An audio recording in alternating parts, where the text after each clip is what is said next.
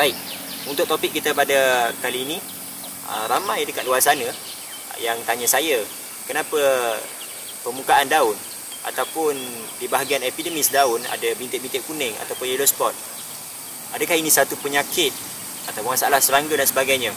Sebab ramai yang kata masalah kulat kan, ada yang kata masalah serangga dan pelbagai spekulasi yang timbul.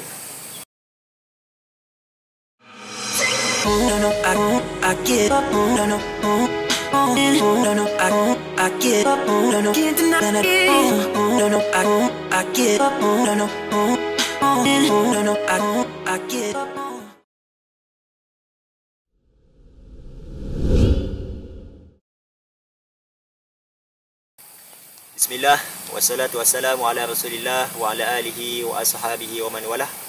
Terima kasih kepada semua yang sudi menonton video ringkas daripada saya berkenaan untuk saya ceritakan tentang permasalahan tanaman, tip-tip pertanian dari semasa ke semasa, insya-Allah. Moga ini membantu anda. Memandangkan ramai sangat yang WhatsApp saya, ada yang banyak pertanyaan yang saya minta maaf lah sebab tak dapat nak reply satu-satu. Saya baca tapi ada yang saya dah reply terlalu banyak sangat.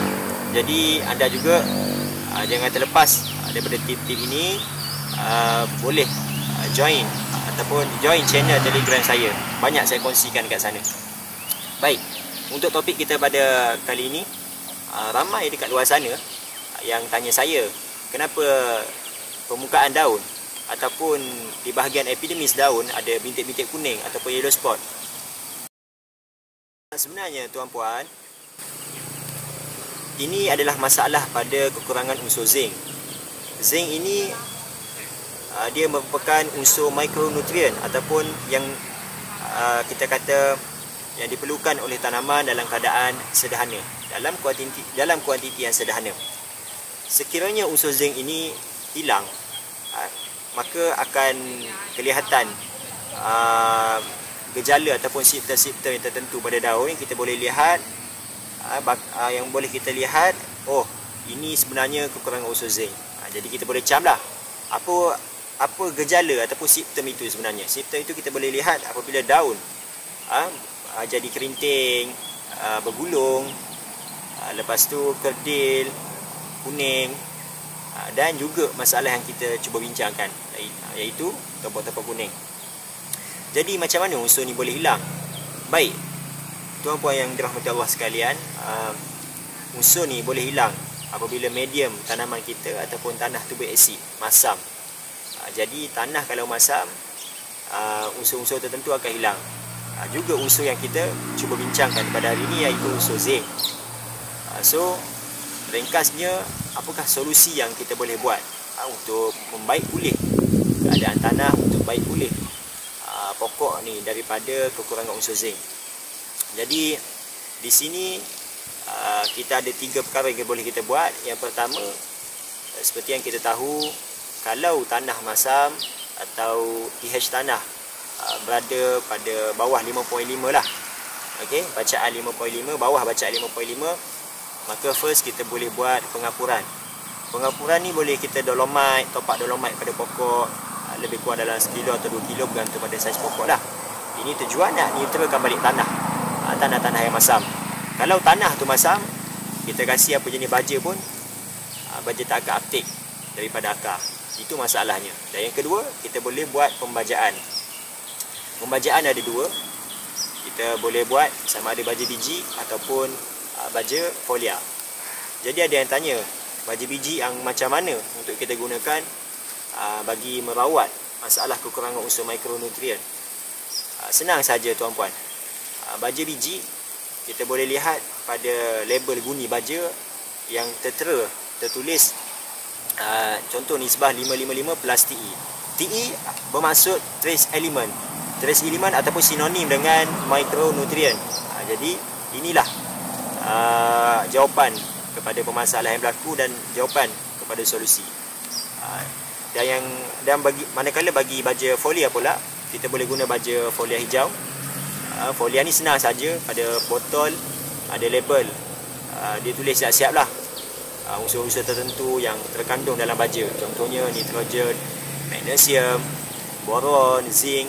Jadi ada je unsur zinc ni, tuan-puan boleh beli, gunakan untuk sembuh pada daun. Dan baja folia lah yang paling saya recommend sangat, sebab baja folia ni dia serap di bawah daun, kerana di bawah permukaan daun itu ada liang stomata.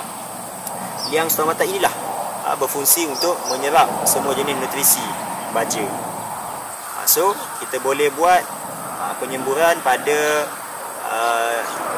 waktu pagi, awal pagi, dan juga di hujung petang, kerana liang stomata terbuka pada waktu ini.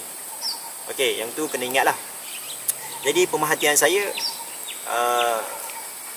baja folia lebih cepat serap berbanding baja biji. Baja biji lebih kurang masa unless 3 minggu lah yang saya lihat. Ini pemerhatian saya di lapangan.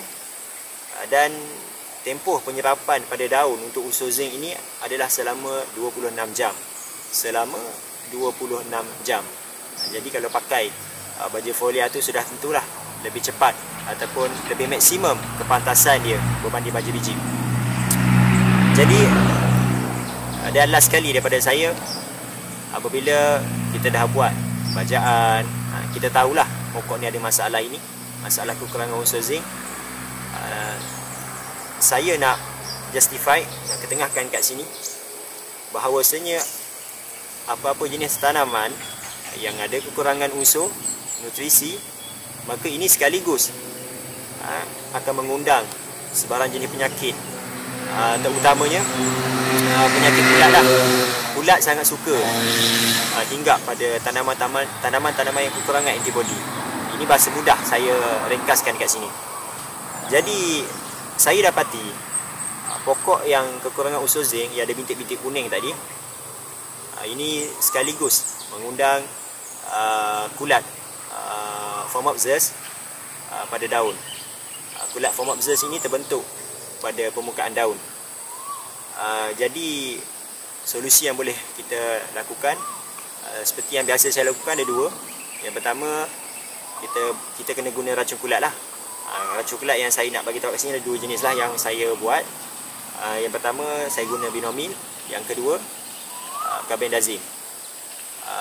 Racun kulat ni mestilah diselang-selikan supaya serangga ataupun kulat dekat sini, fungi dekat sini tidak membina imun dengan semburan yang kita lakukan. Kalau kita guna satu jenis sahaja racun, ini menyebabkan kulat ni tidaklah jangka hayat tu memang lama, tetapi dia boleh membina kekebalan pada racun yang kita sembuh. Jadi gunalah secara selang-seli, kerana bahan aktif yang berbeza dapat menjejaskan daripada diserang penyakit kulat. Okey, jadi sekarang itu sajalah daripada saya. Semoga info ini bermanfaat untuk anda semua. Jadi sekiranya ada apa-apa pertanyaan, boleh komen ataupun boleh pergi ke channel Telegram saya. Saya ada kongsikan banyak tip-tip dekat sana.